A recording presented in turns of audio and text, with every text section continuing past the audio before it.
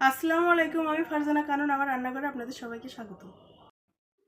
পুরো ভিডিওটি দেখবেন, ভালো লাগলে লাইক, কমেন্ট, শেয়ার, সাবস্ক্রাইব করে পাশে থাকবেন। আজকের রেসিপি কিমা পেঁয়াজু।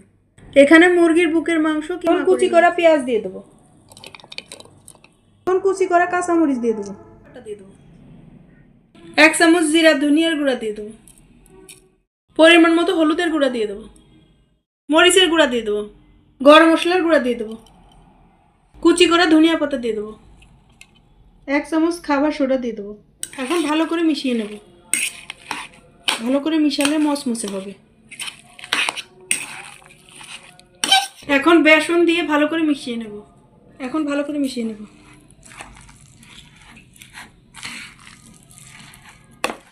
করে মিশিয়ে নিয়েছি, এখন ভেজে নেব। এখন কিমা পেঁয়াজিগুলো ভেজে নেব।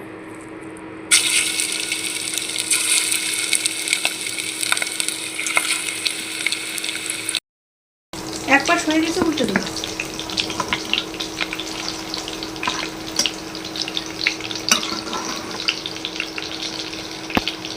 এইভাবে উল্টে পাল্টে ভালো ভাজা হয়ে গেছে, এখন তুলে নেব।